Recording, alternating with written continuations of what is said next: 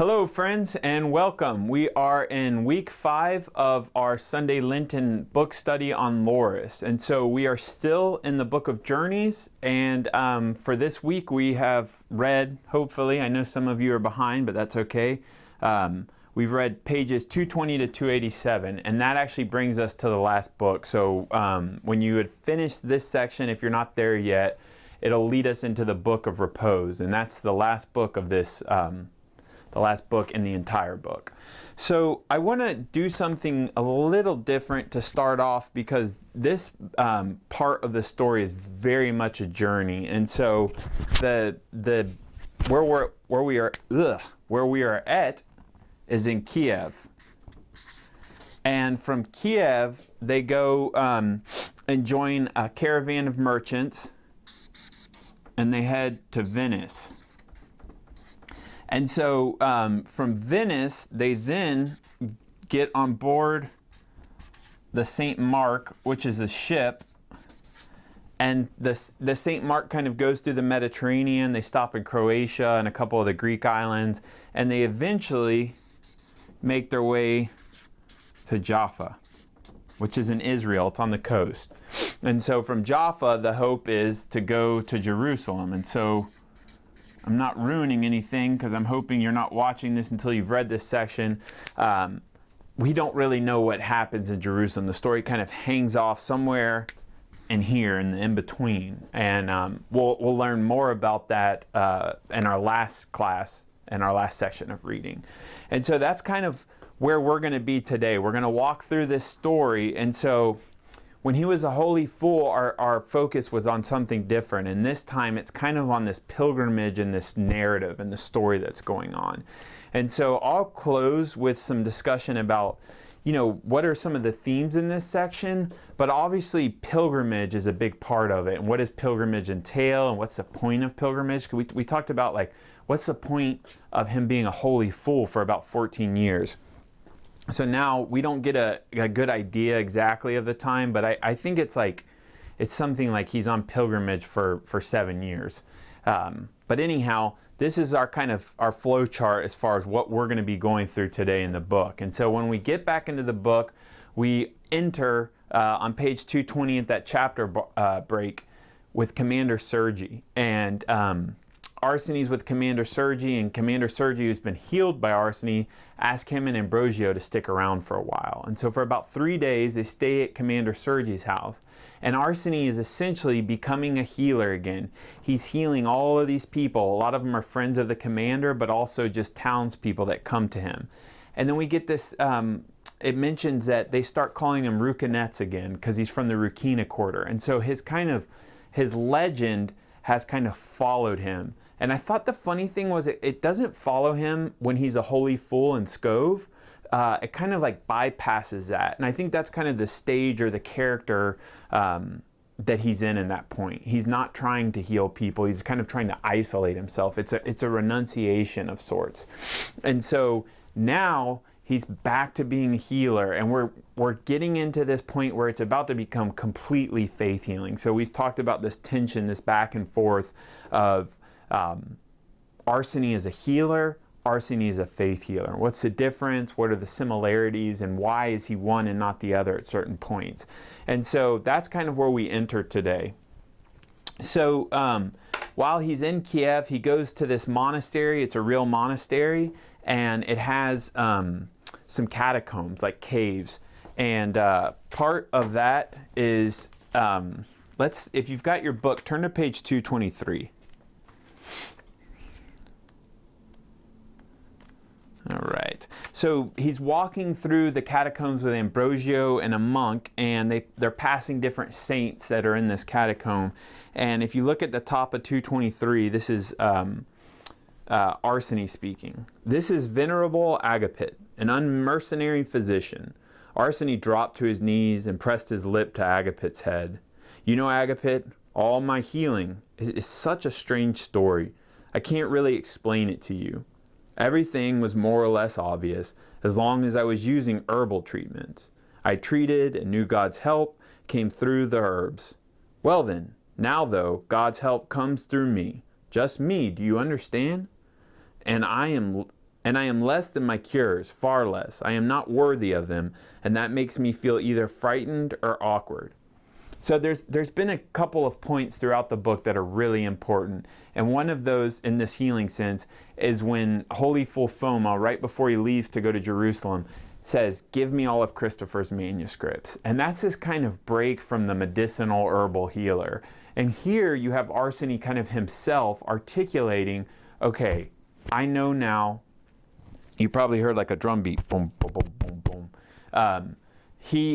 Arseny is moving past faith healing and articulating that, moving past herbal healing and coming to faith healing. And he's articulating that himself, but there's this confusion. So he's not fully owned it.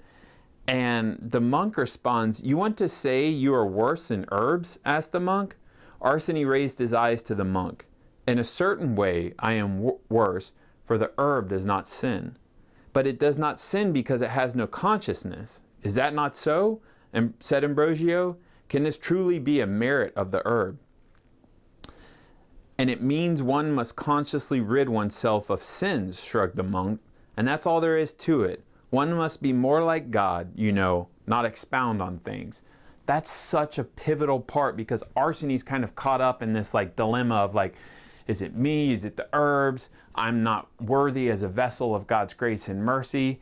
And this monk kind of simplifies things in this profound way and just says, you just got to try your best to go on this journey of salvation, this journey of repentance, and rid yourself of sin and try to be more like God. That's all there is to it. And I think it's really pivotal in this because Arseny's obviously throughout the story trying to reconcile who he is as a healer, and now especially as a faith healer, as someone that's delivering God's grace and mercy. And I think that monk simplifies things, but in a really powerful way.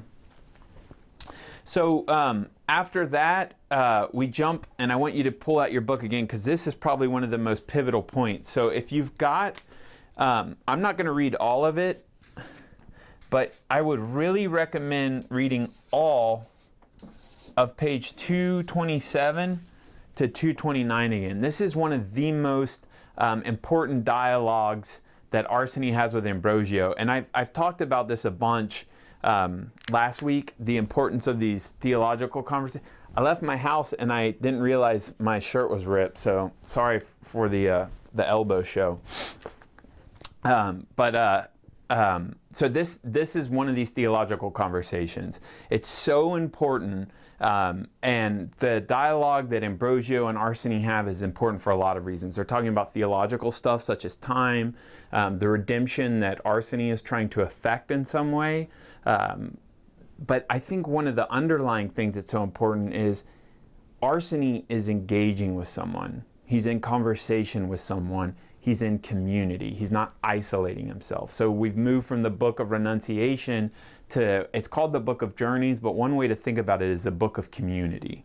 So on 227, 229, 227 starts off with Arseny worried about kind of saving Ustina, and there's a lot of dialogue in here, but I want you to flip to 228 up to the top, and Ambrosio is speaking here. I'm going to tell you something strange. It seems ever more to me that there is no time. Everything on earth exists out of time. Otherwise, how could I know about the future that has not occurred? I think time is given to us by the grace of God, so we will not get mixed up, because a person's consciousness cannot take in all events at once. We are locked up in time because of our weakness. This is, we've talked about time so much throughout this story.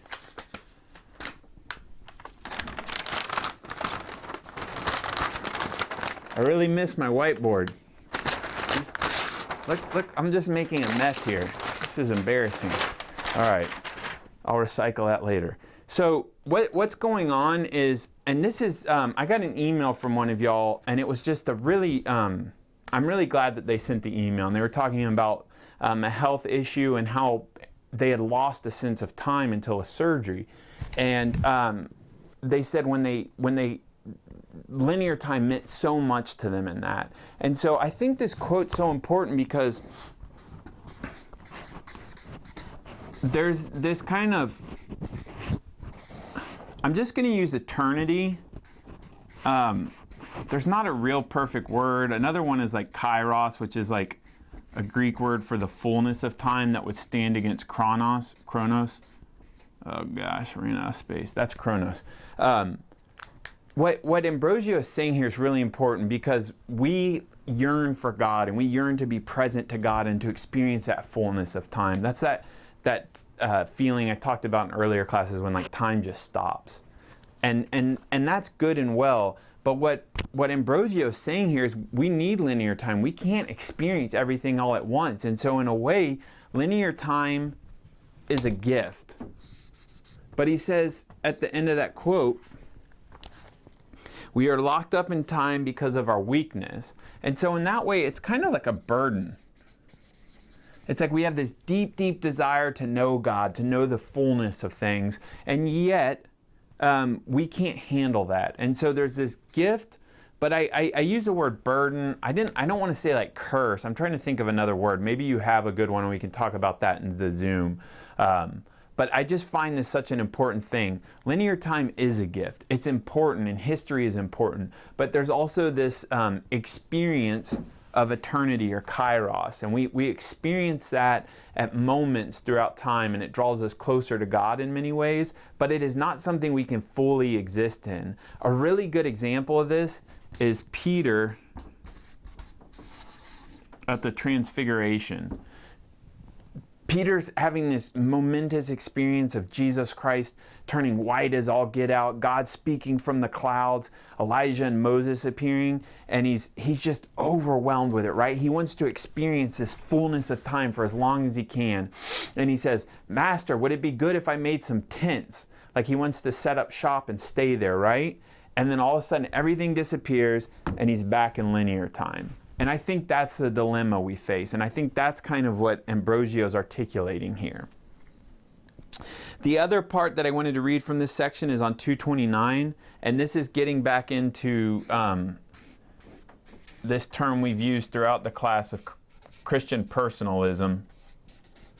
And I'm just starting kind of midway past the like just below the middle.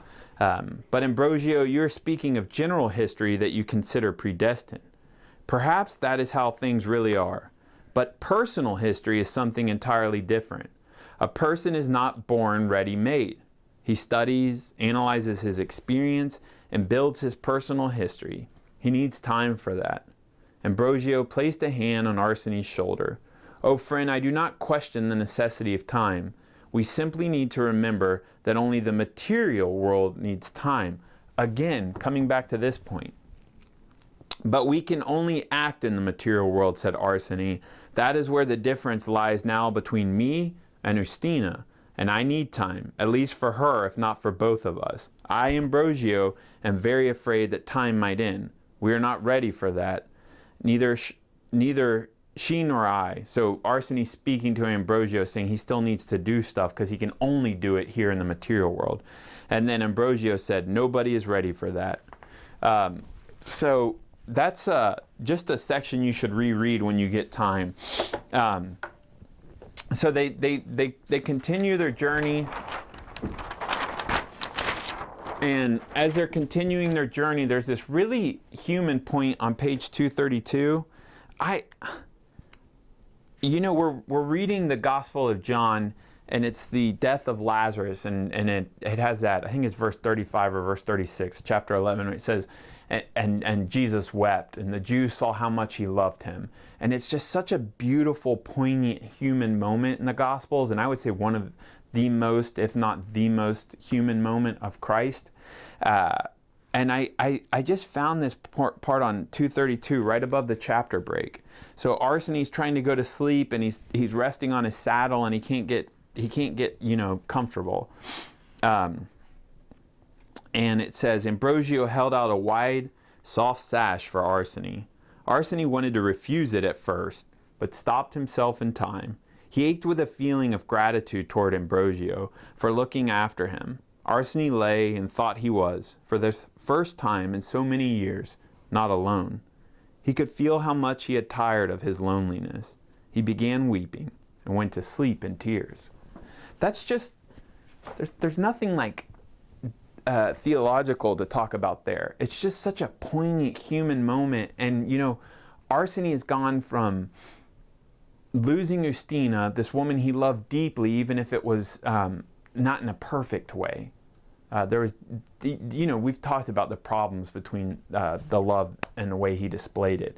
But it was someone he loved so deeply. And then he kind of travels and then kind of in that book of renunciation just withdraws from community completely. He's not talking. He's not really engaging with other people besides healing here and there. And so here's this moment where it's like he's letting someone back in. And in that way, I think he's letting community back in. And so this is one of the themes I think is so important for this section. And I've already said, you know, this could be the book of community, not just the book of journey. And so we have here Ambrosio, and I mean, I can go on and on of all the people in this section that mean so much to Arseny. But it seems like Ambrosio is the one that kind of pulls him back into community. And so that's just such a human moment. I wanted to read that. Okay, now we get to the action, right? So on page 32, all of a sudden, a bunch of highwaymen come up. And I'm writing this underneath community for a reason. So the highwaymen come and they try to rob them, or they do rob them. They attack them. There's a number of there's like 3 or 4 times where they're essentially these kind of outlaw groups that attack them and rob them. This is the time where they literally violently attack them. The watchmen, the guardians have fallen asleep, and they just come in and start killing them. Why am I putting this under community? Because when you live in community, you get the good and the bad. Nothing's perfect, and this story's not trying to say things are perfect. And so as Arseny kind of moves out of his isolation and back into society on this long pilgrimage, he's encountering both good and bad community. And so I want you to think about that, because a lot of times we use the word community in a good way, but community entails something that's not perfect. And I'm not equating perfect with good. I think what community is it's good and it's bad. There's ups and downs to it, right? And so one of the things I think is real important to think through with this is community worth it?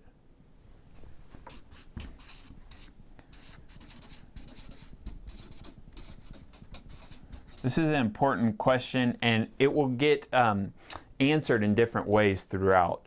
Is it worth leaving isolation and kind of the control that when he was known as Euston, Arseny had? Or is it better to be among people and deal with the ups and downs that come with that? This is a really important question for us to think about in this time of social distancing. It's so just serendipitous, all the layovers with our current circumstances with the pandemic in this book that we're reading, and not only because there's the pestilence, but also these questions of community and isolation. So that's something to think about.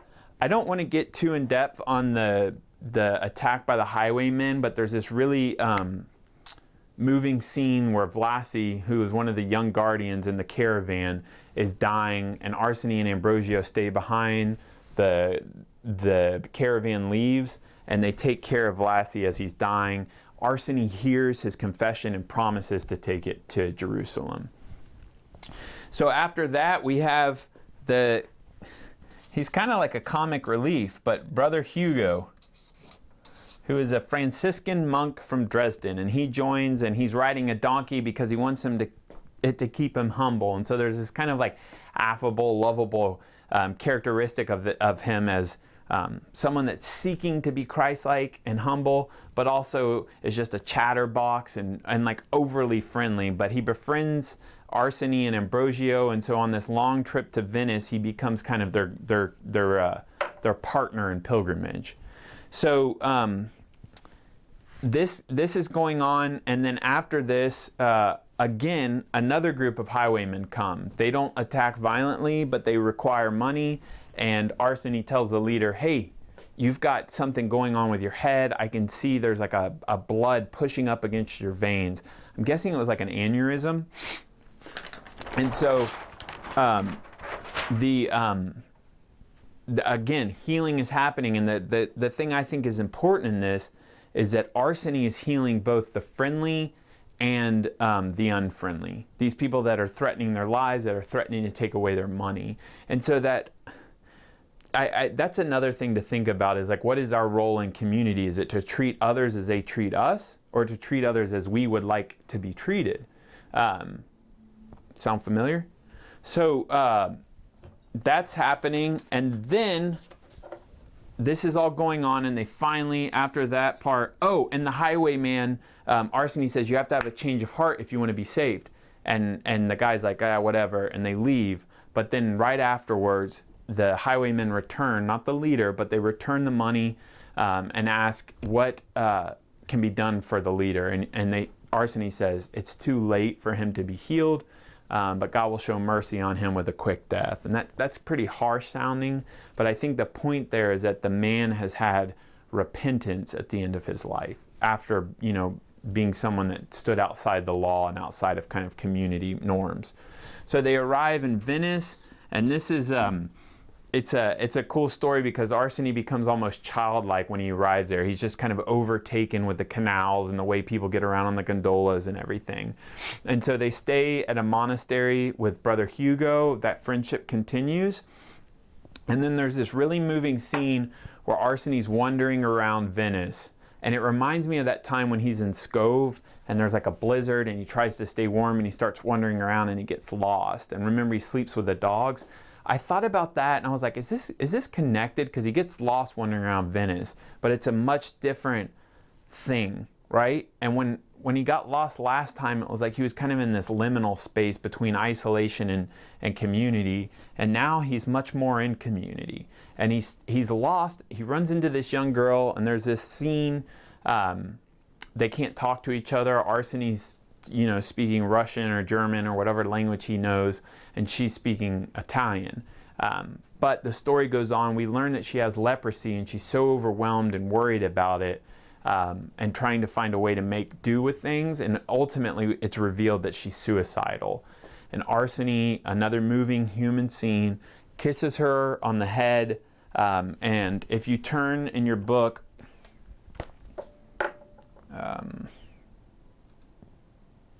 254 is where it starts. Let me see here. Okay, go to the bottom of 255. So this is after he kisses her at the very bottom. Be in good health, child. Much is repairable as long as a person is on this earth. Know that not every illness remains in the body, even the most terrible. I cannot explain this with anything but the mercy of the Almighty, but I see the leprosy will leave you. So you return to your loved ones and embrace them, and do not ever part with them. Again, community. Arseny is healing someone, but he's also saying, your disease was isolating you. You are healed now. Go back and be with your family and your friends. So that's most of Venice. So after Venice, they get on the St. Mark, and the St. Mark is a ship, and it's setting sail ultimately to get them to Jerusalem, to Israel. And it's essentially a bunch of infantrymen from the Venetian magistrate. I don't know how you pronounce it. I think it's Doge. I might be butchering that. But anyhow, there's infantry of the magistrate and pilgrims. And there's these kind of comical, they're almost like Puritans. They're not Puritans, but they remind me like kind of the, they're almost like goody two-shoe Christians. But Friedrich and Wilhelm. And so they're on the St. Mark, and now we're on like a boat, right? And we're going through the Mediterranean, and there's all these different things happening.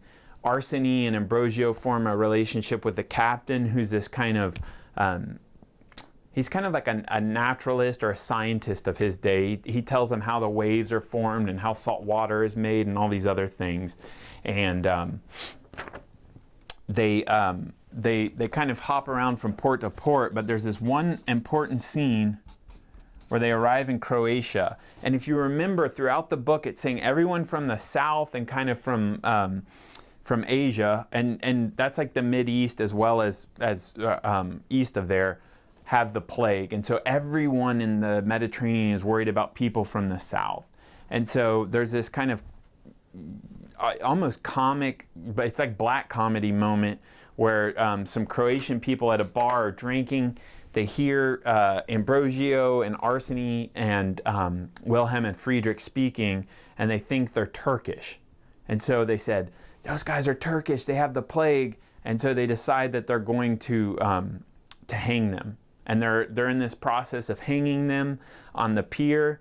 And as they do that, the captain of the St. Mark sees them and stops them. But I want to read something on 265 because I think this is so important for us in our current circumstances. It's the second paragraph down on page 265. This is right before he thinks he's about to get hung. My love, Arseny said to Ustina in the port, it is very possible that my journey, but not my love for you, will come to an end right here. Stepping back from the sad side of all this, I can be glad that my journey is concluding in such a beautiful place, with a view of the sea, a distant island, and all the grandeur of God's world. Most important, though, I am glad my last hours are elapsing along the devout elder Simeon, whose aspiration, unlike mine, was fulfilled. Remember, Simeon's the one that saw Christ, and then had that kind of song of, I have seen the glory of the Lord. I'm misquoting that, but it's in Luke, was fulfilled. I am sorry, my love, that I managed to do so little, but I firmly believe that if the All-Merciful takes me now, He will accomplish everything we did not accomplish. Without that belief, there would be no point in existing, either for me or for you. Okay, stop, press pause, and read that a couple of times. This is such an important thing, and it's so important for us in our current circumstance. There's a word that's common in Christian mysticism that is way misunderstood, and the word is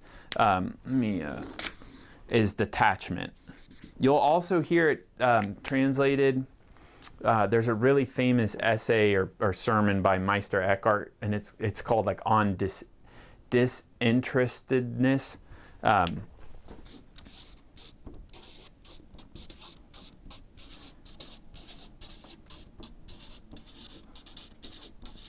That's a mouthful. It often gets kind of it's kind of used like derogatory, not derogatory, it's just kind of misunderstood as indifferent, like I don't care. But I think the point being, and I think what you see in this section with Arseny about to be killed, is he's facing his death. He hasn't finished his kind of mission of salvation per se, and yet he stops and he gives thanks. He essentially rejoices. There's beautiful ocean in front of me. I got to see St. Simeon where he was. I'm at peace. And the point being here is there's like, he's not apathetic, but he's not Pollyannish, right? It's this in between. He's not trying to like, it's not this Pollyannish like, oh, it's so beautiful here, and like there's a noose around his neck. No, that's not the point. The point is that he's recognizing and understanding his circumstances, and yet he still finds a way to have peace amid that. And so that's what detachment is. Detachment is this spiritual characteristic, this spiritual, I don't want to use gift, but it's like a spiritual, I'm drawing a blank here. But anyhow, it's this like spiritual stance, maybe that's the way to say it, to circumstances. And you're involved in circumstances and you take circumstances seriously, but there is a deeper trust that goes underneath all of the circumstances that recognizes that God is present and God is in control. And so while he feels that he hasn't fulfilled his mission, it says, "But I firmly believe that if the All-Merciful takes me now, he will accomplish everything we did not accomplish. Without that belief, there would be no point in existing, either for me or for you." And so for us that are going through this time of pandemic and coronavirus, I think this is important to think about. And you might disagree with me on this, but I think how this speaks to us, this idea of detachment, is we do everything we can to help our neighbors. We bring food for Bethel, for Metropolitan Ministries, for in 68 Hours of Hunger. We are doing things like social distancing. So we are actively involved in that, but we do not let the coronavirus take away our hope or take away our sense that God is present and God is active in this world. And so it's this kind of like balancing act between complete apathy and complete optimism, like false optimism. And the point being is that you live your life in this deep, sincere hope and trust in God, and that's not always perfect. We have our ups and downs, right? But amid anything that's going on, you find joy, you find hope, you find faith. I really want to talk about that on Zoom this Sunday, so join in and make sure I bring that up if I don't. Sorry, I kind of editorialized there for a second. So back to the book. So this is all going on, and there's all of a sudden on the ship, after they leave Croatia and he's been saved, because the captain saves him and the rest of the group, there's a big gale. And Vodolazkin, I don't know the language because we're reading the English translation, but it kind of jumps around from gale and hurricane. But whatever it is, a giant storm comes. It just completely wrecks everything. Arseny is thrown off the boat. Ambrosio jumps in to save him, brings him out. And then the boat, it gets worse from there. And Ambrosio saves Arseny, but the storm kind of builds up and builds up. And then a number of people are lost. They're washed off, a lot of the sailors that are part of the boat. The captain survives. But if you look on page 276, it's the next day, everything's been wiped off the top of the boat, all the cargo. A lot of men have been lost, like the sailors. And we come to 276, which is like at the bottom, and it's the next day. And if you that bottom part, Arseny did not see several familiar faces. He did not know the names of the dead sailors and had barely heard more than a sentence or two, simple greetings from them when they were alive. But their absence was gaping. He knew that from now on he would be deprived of their greetings forever. Community. Just as there are good people and bad people, there are good experiences and bad experiences. And I think this really sums up the good experience of knowing these people, even though he didn't really engage with them. But their absence is felt when they are lost. And so there's kind of a buy-in when you make that choice of community that you might be hurt later on. And it might not be intentionally, but like this, these sailors were lost. And so Arseny's experiencing that. And that's pulling us back into this theme of community. The next thing that happens, and we're coming towards the end of our section, is they arrive in Jaffa unintentionally, right? I think it's like all but one mast was broken. And so the captain says, you know what, we need to just sail into the closest port we can. And they come into Jaffa. And there's a lot that happens here in a really short section. And so I'm not going to belabor it, but they join a caravan with Arab kind of guards. And they're a group of pilgrims, and they start going through, and I think it's like a day journey from Jaffa to Jerusalem. It's not far. It's like a day or 2 days. And so they're traveling along, and there's this really important part on page 281. You don't need to read it, but it's on 281. And they're kind of going along, and everyone's getting settled. They're riding on their camels, and Ambrosio pulls out the icon lamp. The whole reason they started this pilgrimage to begin with. And he says, well, you know what? We're almost there. I'm going to put the icon lamp together. And there's this scene where one of the guards that's kind of leading the caravan sees him. And there's this kind of premonition, at least I remember feeling this, being like, oh no, this isn't good. You know, he's got this really expensive thing he's been hiding, the whole time, and now someone's paying attention to it. So the guards keep saying they see these mamluks. Again, I don't know if I'm pronouncing that right. This was kind of like a warrior caste that existed in the Middle East, in that area for a long time. I think like almost like 900 years or something. So they keep saying, oh, we see these mamluks, you need to give us more money so we can protect you. Well, lo and behold, the guards were in with the mamluks, and the mamluks come and rob them. And that's how this section ends. And how does it end? It ends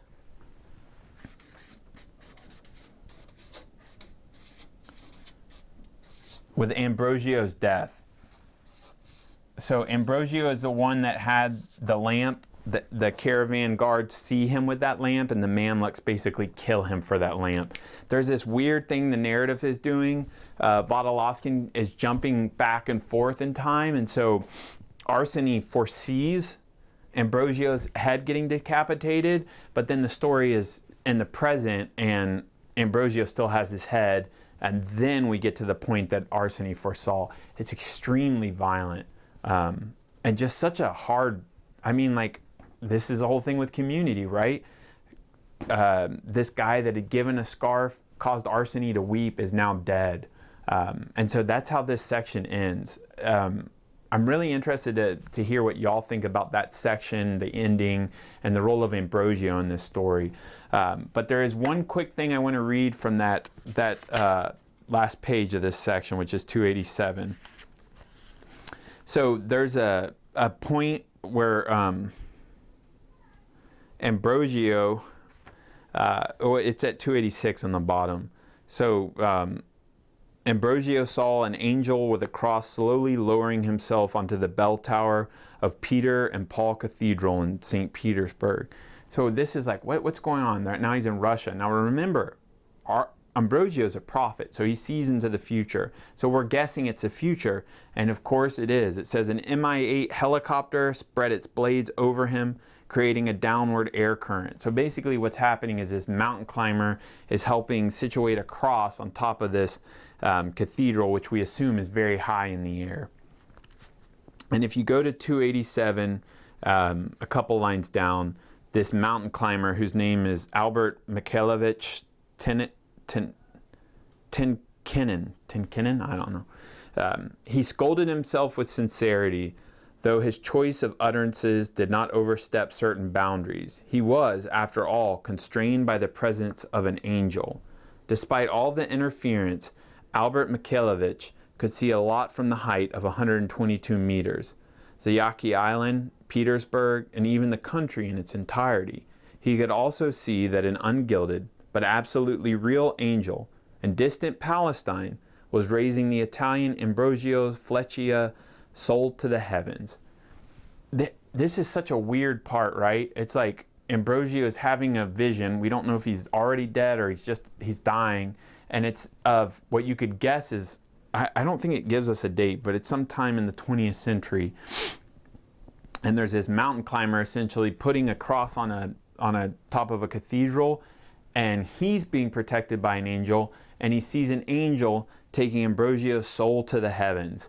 And I just think that's a beautiful thing for a couple of reasons, and I want to give you a couple things to think about, themes from this, and I'll start with this first one, which ties into that scene. And that is a term, and this was a term actually developed by the British poet and theologian Charles Williams, who was friends with Tolkien and Lewis. He was better friends with Lewis. He's a really weird, interesting guy. But he came up with this kind of theological belief in coherence. And his point was that throughout time, people interact with each other, and that interaction binds them in the work of salvation. And so for Williams, coherence means that salvation is not an individual thing,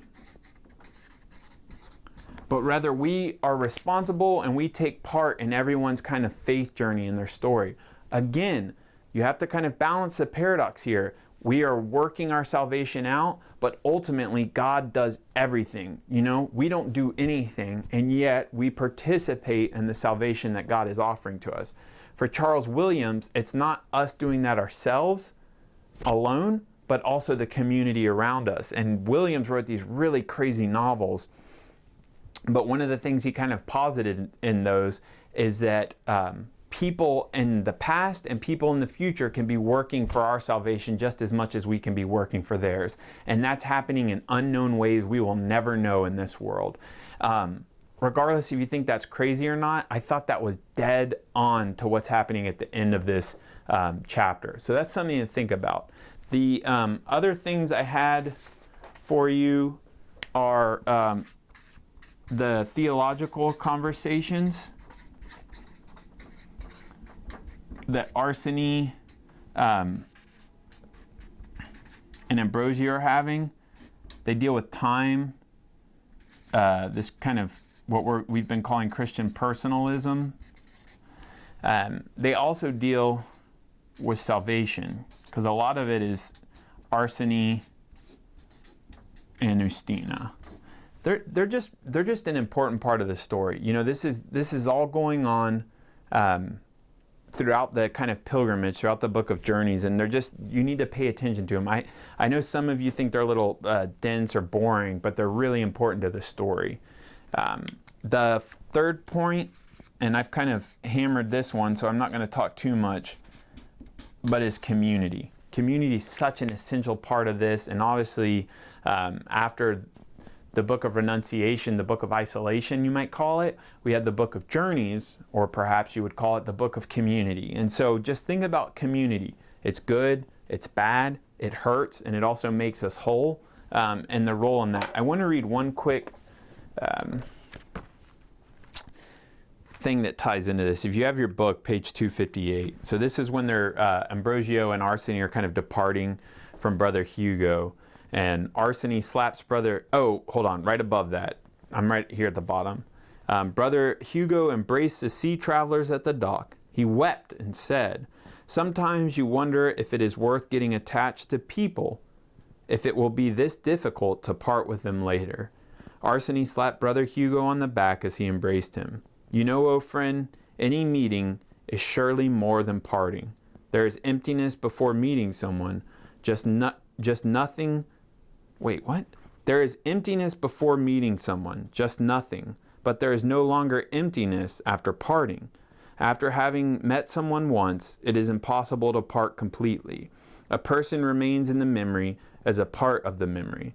The person created that part, and that part lives, sometimes coming into contact with its creators. Otherwise, how would we sense those dear to us from a distance?" That's just such a beautiful kind of... just epitomizing kind of what's been going on in this story with community. And then the last thing to think about, and I've talked about this plenty, so I'm not going to belabor it either, is faith healing. We enter into the next book, the Book of Repose, and it's like whatever herbal healing, whatever medicinal healing was happening is completely gone, and Arseny is fully a faith healer. And so think about where we've come, what the role of healing is in Arseny's life, and now we walk into this story where it's fully faith healing. So I will be sending out this email. Thanks to Beth and Scott for helping with filming and all the editing they've been doing. I will send this YouTube link out to you, and I will also send you a Zoom link. And so about 15 of y'all joined last Sunday. We'll be doing it again this Sunday at 10 a.m. It's a really good opportunity and just a good chance to see each other's faces. I know we are still in a time of social distancing, but I have found it deeply reassuring to see your faces and to be in conversation with you, even if it is through a computer and webcam. But I'll send all this information out along with the notes, and big thank you all for following along despite our circumstances. I'm going to end, as I have each week, with the Lenten prayer of St. Ephrem the Syrian.